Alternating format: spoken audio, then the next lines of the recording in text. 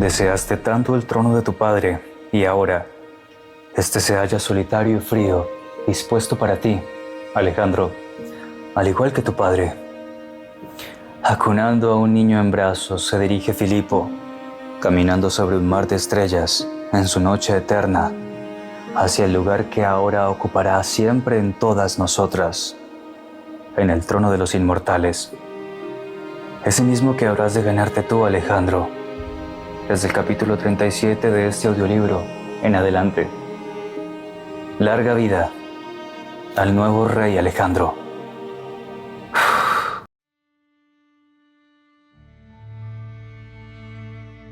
Eurídice dio a luz un varón hacia finales de primavera, no mucho antes de la fecha fijada para las nupcias de Cleopatra y Alejandro de Epiro, y el acontecimiento enfrió la ya no fácil relación entre el príncipe y su padre.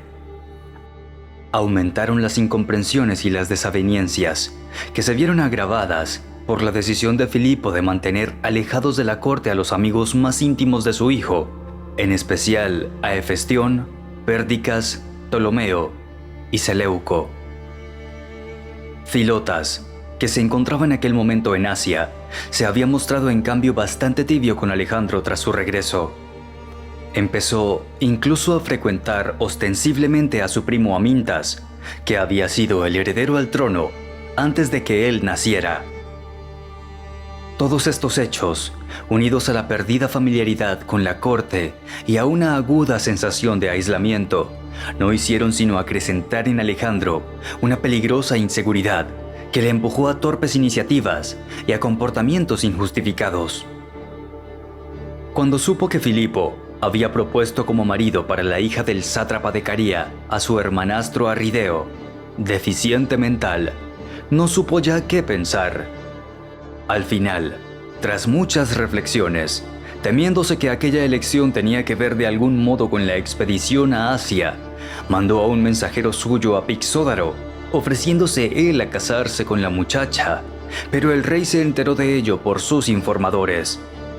Montó en cólera y se vio obligado a mandar al traste el proyecto de alianza matrimonial, ya comprometido. Fue Eumenes quien comunicó a Alejandro la desagradable noticia. «Pero, ¿cómo se te ha podido ocurrir hacer semejante cosa, Alejandro?», le preguntó. «¿Por qué no me dijiste nada? ¿Por qué no me lo consultaste? Yo te habría dicho que...». «¿Qué es lo que me habrías dicho?», desembuchó Alejandro inquieto y resentido. «Tú no haces más que lo que te ordena mi padre. No me hables, que nunca me cuentas nada». «Alejandro, estás fuera de ti», rebatió Eumenes. «Pero, ¿cómo puedes pensar siquiera que Filipo desperdicie a su heredero al trono, haciéndole tomar por esposa a la hija de un siervo de su enemigo, el rey de los persas? Yo no sé ya si soy el heredero de Filipo. Él no me lo dice. No me dice nada. Dedica todo su tiempo a su nueva mujer y al hijo que ha tenido con ella. Y también vosotros me habéis abandonado. Tenéis todos miedo de estar conmigo porque pensáis que no seré ya el heredero del soberano.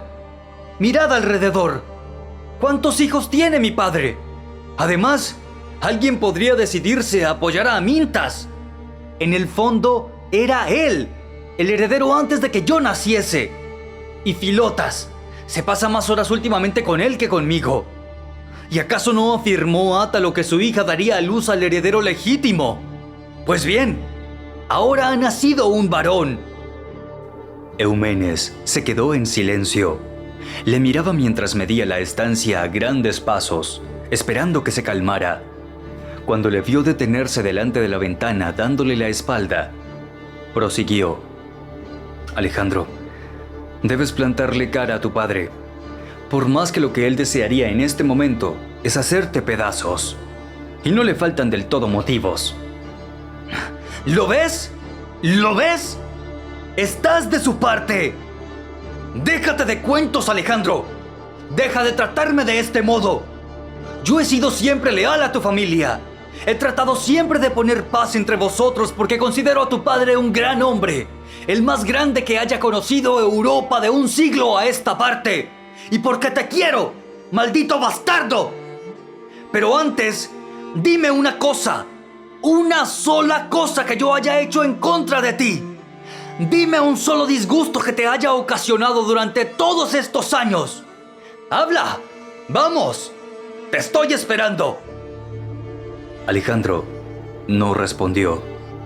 Se retorcía las manos y permanecía de espaldas para no mostrar las lágrimas que le asomaban a los ojos. Se sentía lleno de rabia, dándose cuenta de que la ira de su padre le seguía espantando igual que cuando era niño. Alejandro, tienes que plantarle cara. Ahora que está furioso por lo que has hecho, demuéstrale que no tienes miedo, que eres todo un hombre, que eres digno de sentarte un día en su trono. Admite tu error y pide excusas. Ese es el verdadero coraje. Está bien, hubo de responder Alejandro. Pero recuerda que ya una vez Filipo se arrojó sobre mí empuñando la espada. Alejandro, Filipo estaba ebrio. ¿Y ahora cómo está?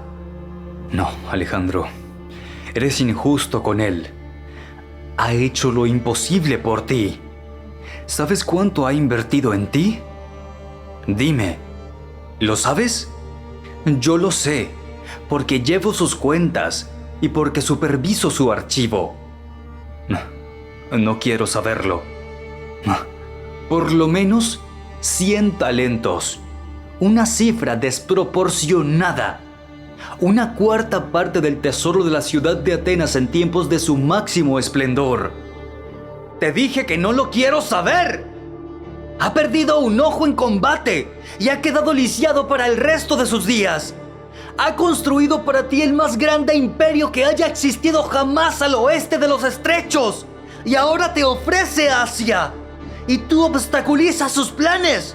Le reprochas los pocos placeres que un hombre de su edad puede permitirse.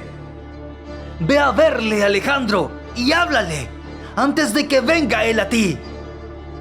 Está bien, le plantaré cara. Y salió dando un portazo. Eumenes corrió tras él por el corredor. ¡Alejandro, espera! ¡Espera, te he dicho! ¡Ay! ¿Qué ocurre ahora? Espera, deja que hable yo con él primero. Alejandro le dejó pasar y se quedó mirando cómo sacudía la cabeza mientras se apresuraba hacia el ala oriental de palacio. Eumenes llamó y entró sin esperar la respuesta. ¿Qué sucede?, preguntó Filipo con cara sombría. Señor, Alejandro quiere hablar contigo. ¿Por qué? Señor, tu hijo está disgustado por lo que hizo, pero trata de comprenderlo. Se siente solo y aislado.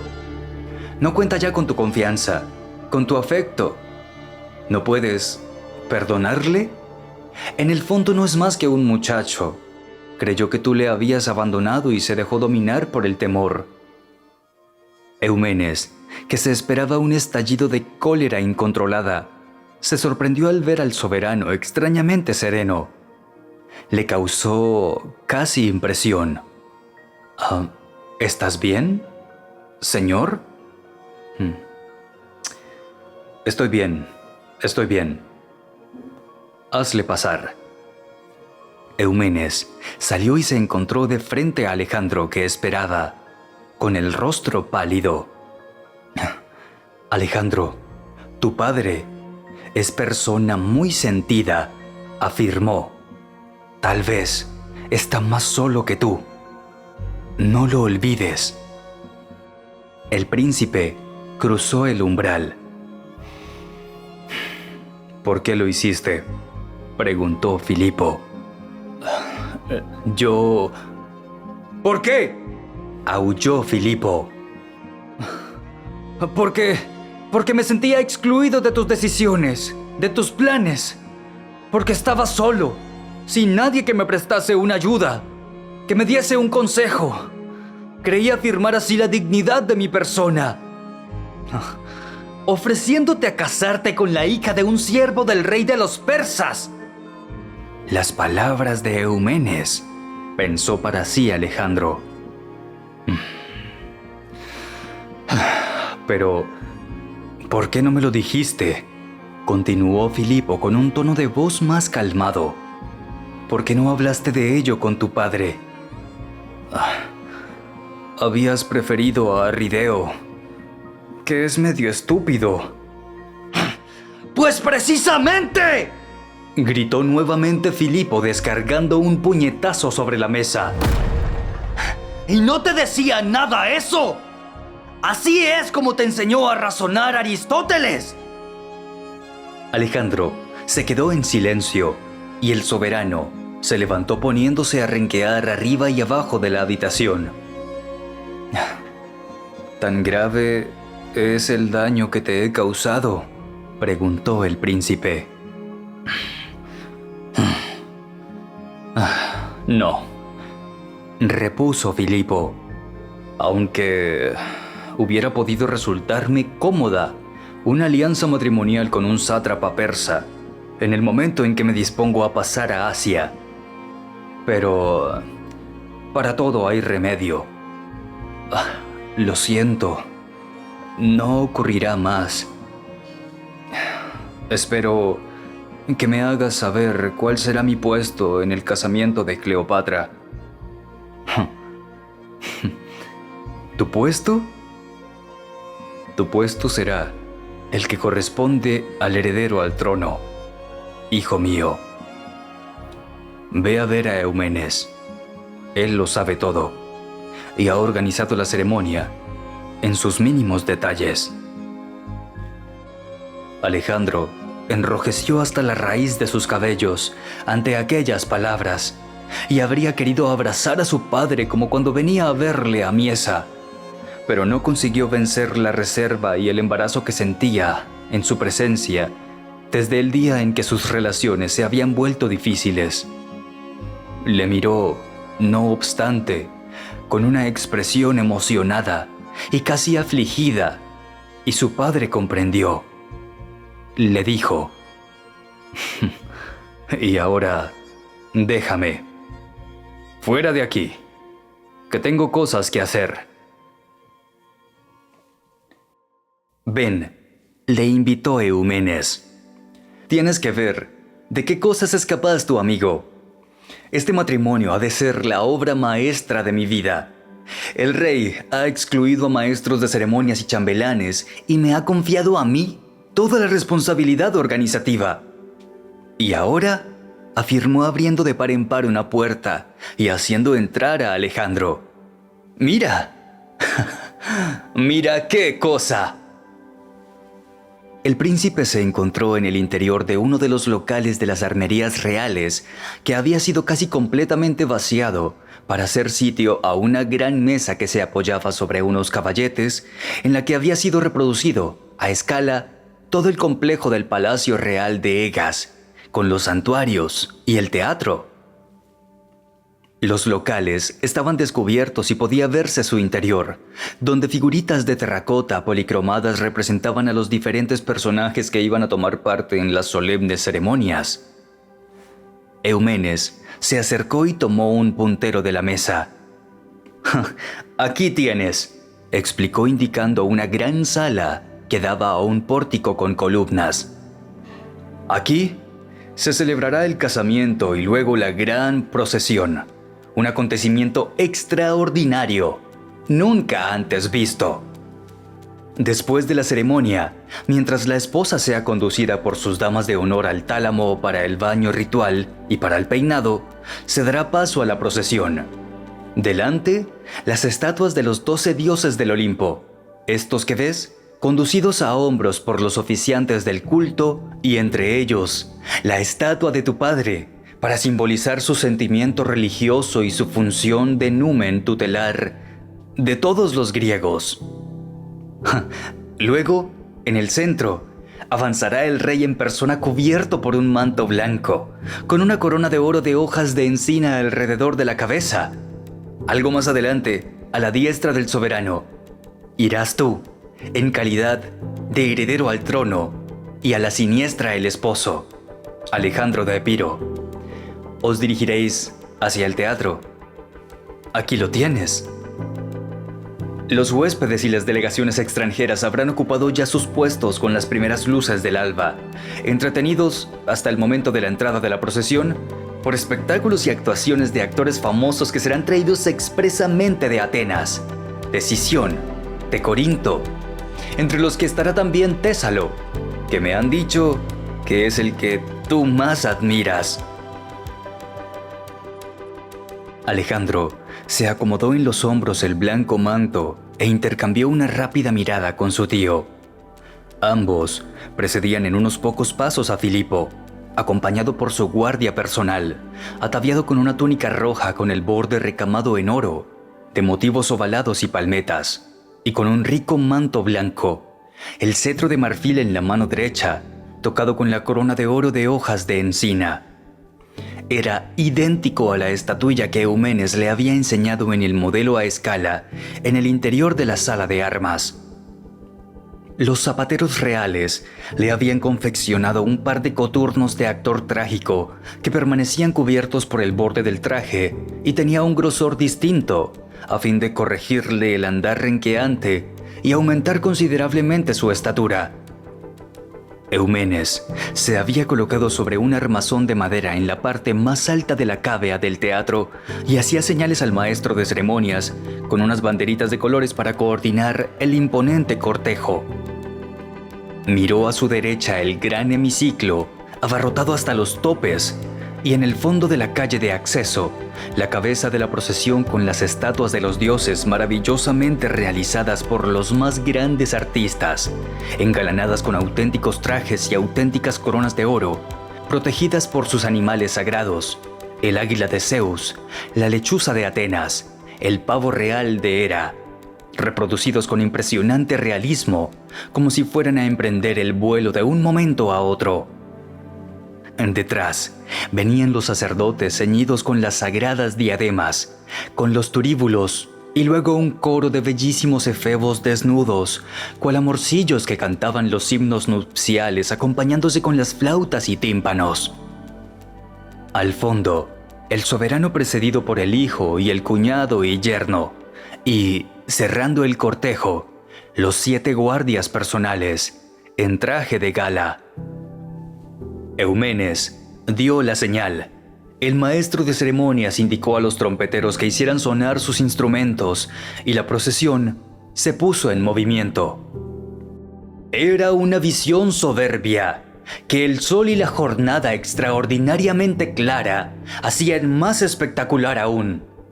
La cabeza de la procesión estaba entrando ya en el hemiciclo y las estatuas de los dioses recorrían una tras otra el semicírculo de la orquesta y eran colocadas acto seguido en fila delante del proscenio. Conforme un sector de la procesión enfilaba el arco de entrada contiguo a la escena, Eumenes le perdía de vista hasta que no volvía a aparecer a la luz en el interior del teatro. Pasaron los sacerdotes en medio de una nube de incienso y a continuación los efebos que danzaban cantando sus himnos de amor en honor a la esposa. Eumenes les vio desaparecer bajo la arquivolta y volver a aparecer por el otro lado entre las exclamaciones de júbilo del público. Ahora pasaban Alejandro de Macedonia y Alejandro de Epiro y se acercaba el rey. Tal como estaba previsto, una vez que hubo llegado delante de la arquivolta, el soberano ordenó retirarse a su escolta porque no quería presentarse ante los griegos flanqueado por guardias personales, igual que un tirano. Eumenes vio reaparecer en el interior del teatro a los 2 jóvenes en medio de un estruendo de aplausos y al mismo tiempo desaparecer al rey por la otra parte en la sombra de la arquivolta. Entretanto, con el rabillo del ojo, reparó en los guardias personales que se retiraban. Les echó una ojeada distraída y luego, de golpe, más atenta. Faltaba uno. Precisamente, en aquel instante Filipo aparecía a la luz en el interior del teatro y Eumenes, habiendo intuido que algo estaba a punto de ocurrir, se puso a gritar hasta desgañitarse, pero no consiguió dominar el estruendo de las aclamaciones.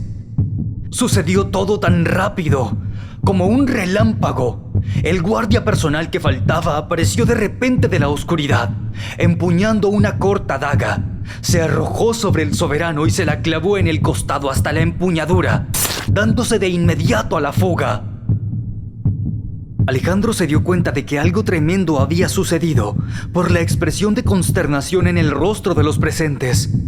Se volvió hacia atrás un instante después de que su padre hubiese sido traspasado y vio su rostro, repentinamente pálido como las máscaras de marfil de los dioses. Le vio tambalearse y sujetarse el costado que se inundaba de sangre, manchando el blanco manto. Detrás de él, un hombre escapaba a lo largo de la calle en dirección a los prados.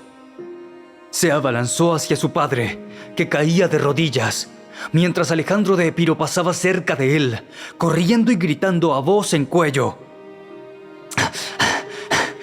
¡Atrapada a ese hombre! ¡Atrapada a ese hombre! ¡Atrapada a ese hombre!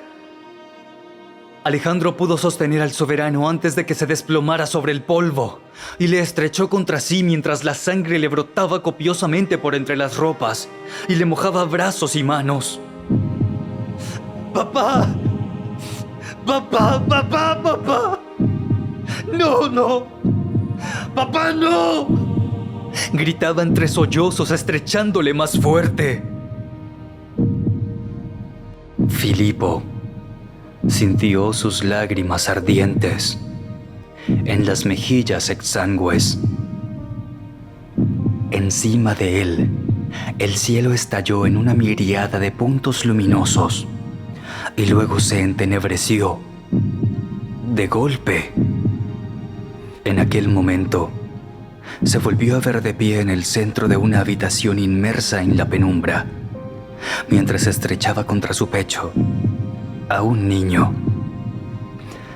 Sintió la piel suave del pequeño contra su mejilla hirsuta.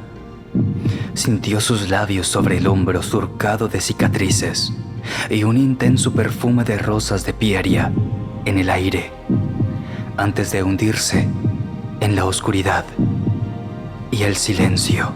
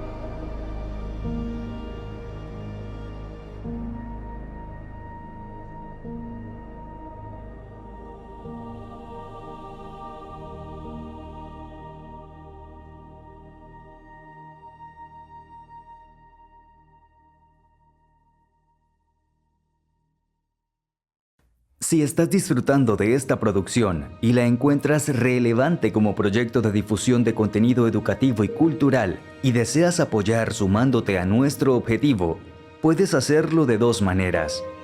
La primera es convirtiéndote patrocinadora financiera a través de Patreon para hacer sustentable el proyecto, permitiendo la conformación de un equipo de trabajo para poder producir muchas más obras en menos tiempo. Pues, si no lo sabías, yo, Ney, quien te narra, soy quien está detrás de esta producción, con todo lo que esta demanda. En la pantalla que estás observando, hallarás un código QR que te llevará a la página del proyecto en Patreon, o en la descripción del video hallarás el enlace a esta. en donde podrás seleccionar la opción que más se ajuste a tus deseos y capacidades financieras para apoyarnos. La segunda manera de sumarte y apoyarnos es interactuando con nuestro contenido de todas las formas posibles en las plataformas en que tenemos presencia, en YouTube, en nuestra página de Facebook en donde nos hallarás como Inauditos Audiolibros o como inauditosaudios.oficial y en Instagram y TikTok como @inauditosaudios. Comentar, así sea con un emoji, dejando tu me gusta, guardando nuestras publicaciones como favoritas y compartiéndolas en tus plataformas y a tus seres amados es otra gran forma de apoyar y sumarte a este proyecto. Nos hallaremos pronto entre letras. Recuerda, audiolibro escucha. Nosotras somos porque tú eres. Nosotras somos gracias a ti.